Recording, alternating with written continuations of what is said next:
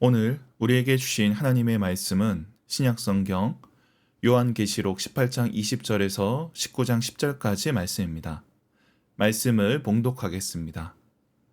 하늘과 성도들과 사도들과 선지자들아 그로 말미암아 즐거워하라. 하나님이 너희를 위하여 그에게 심판을 행하셨음이라 하더라. 이에 한 힘센 천사가 큰 맷돌 같은 돌을 들어 바다에 던져 이르되 큰 성 바벨론이 이같이 비참하게 던져져 결코 다시 보이지 아니하리로다. 또 검은 곳 타는 자와 풍류하는 자와 퉁소 부는 자와 나팔 부는 자의 소리가 결코 다시 네 안에서 들리지 아니하고 어떠한 세공업자든지 결코 다시 내 안에서 보이지 아니하고 또 맷돌 소리가 결코 다시 내 안에서 들리지 아니하고 등불빛이 결코 다시 내 안에서 비치지 아니하고 신랑과 신부의 음성이 결코 다시 내 안에서 들리지 아니하리로다. 너의 상인들은 땅의 왕족들이라. 내 복술로 말미암아 만국이 미혹되었도다. 선지자들과 성도들과 및 땅 위에서 죽임을 당한 모든 자의 피가 그 성 중에서 발견되었느니라 하더라.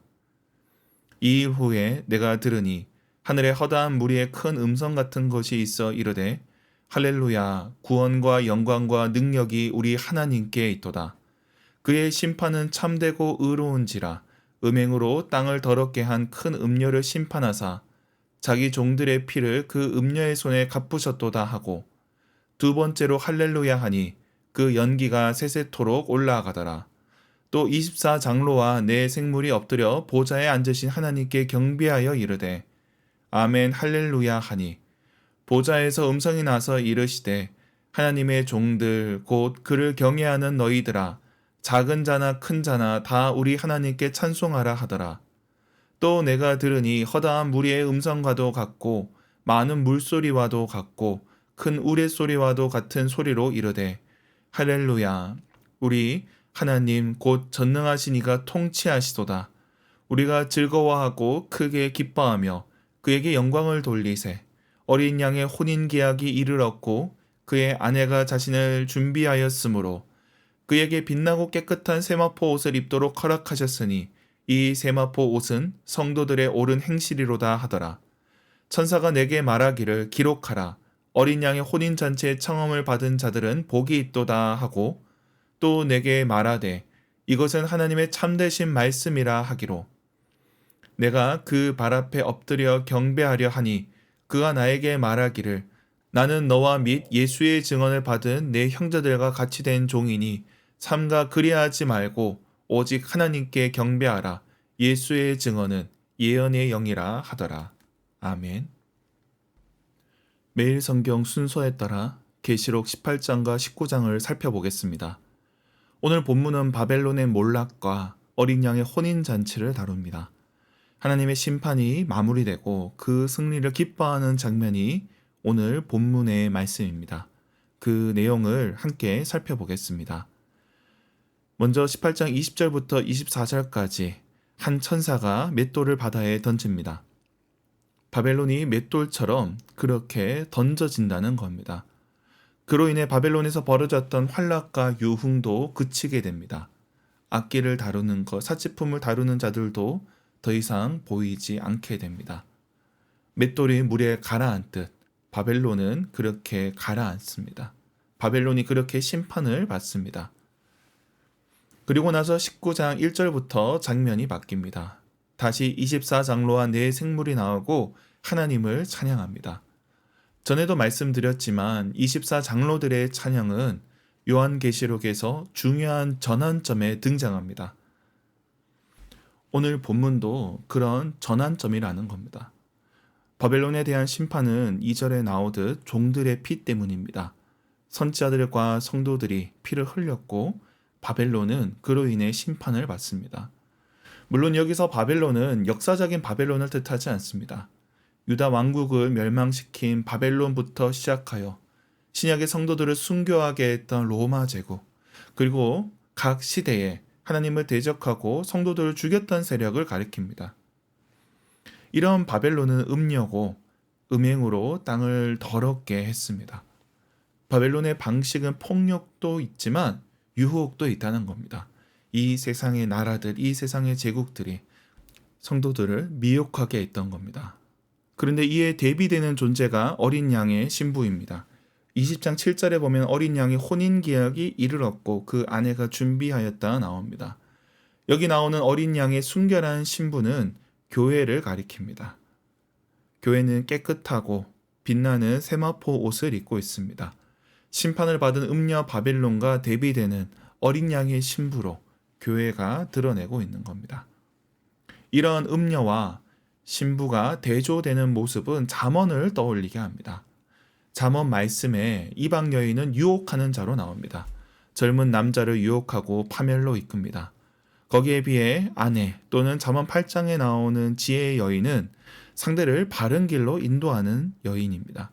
이러한 이미지가 요한계시록에도 사용되고 있습니다. 우리의 신앙을 지키는 것이 마치 배우자를 고르는 것과 같다는 겁니다. 유혹에 넘어가 어리석은 선택을 하면 파멸로 향하게 됩니다. 그 길은 매우 달콤해 보일 수 있습니다. 온갖 쾌락을 약속합니다. 화려합니다. 그러나 음녀가 주는 것은 결국 죽음입니다. 그러나 지혜로운 여인, 현숙한 여인은 상대를 생명의 길로 인도합니다. 마지막 때에 음녀는 심판을 받고 옳은 행실로 단장한 아내는 혼인잔치에 참여하게 됩니다. 이 점을 기억해야 합니다. 오늘 본문이 보여주고 있는 것은 단지 미래에 이렇게 될 것이다 예언의 차원뿐만이 아닙니다. 오늘 우리는 무엇을 선택할지를 묻고 있는 겁니다. 그 선택에 따라 죽음과 심판으로 향할 수도 있고 생명과 구원으로 나아갈 수도 있습니다. 오늘 이 땅을 살아가는 우리는 그리고 주님의 교회는 무엇을 택할지 살펴봐야 합니다. 이것이 요한을 통해 교회에 주시는 말씀입니다.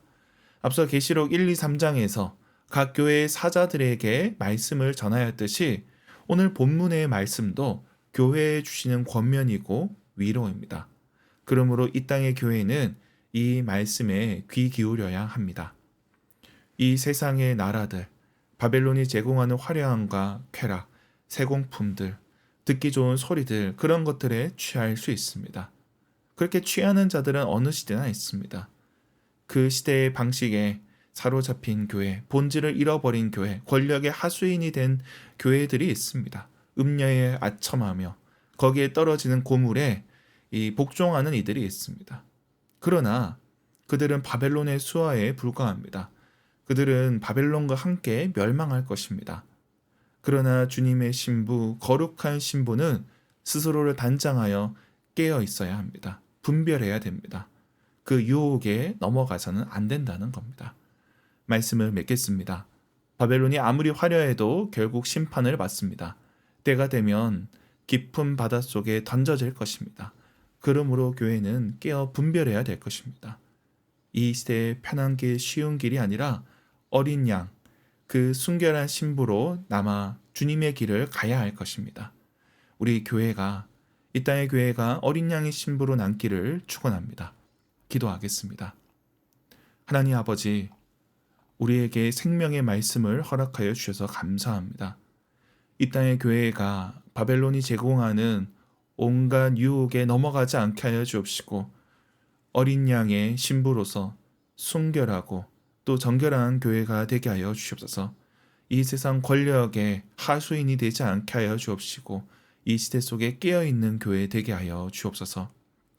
우리에게 주신 자들을 위해 기도합니다. 우리 가운데 연약한 지체들을 주님께서 긍휼히 여겨주시고 저들과 함께하여 주시옵소서. 육시의 연약함으로 또 정신적인 어려움을 겪고 있는 자들, 주님께서 저들과 함께하여 주시고 영과 육의 치유와 회복의 은총을 더하여 주시옵소서. 태의 열매를 놓고 기도하는 가정들이 있습니다. 주님께서 그 가정에 복을 내려주시고 이제는 생명을 얻게 하여 주시옵소서. 여러 가지 삶의 문제를 놓고 고민하는 이들이 있습니다. 경제적인 문제, 또 진로와 취업의 문제, 관계의 문제, 여러 상황 속에서 주님의 은혜를 간절히 바라는 자들이 있습니다. 주님께서 저들을 기억하여 주시고 함께하여 주시옵소서. 오늘 하루 주님의 사랑의 손길 가운데 붙들림 바 되어 살아가게 하여 주옵소서. 감사드리며 예수님의 이름으로 기도드립니다. 아멘.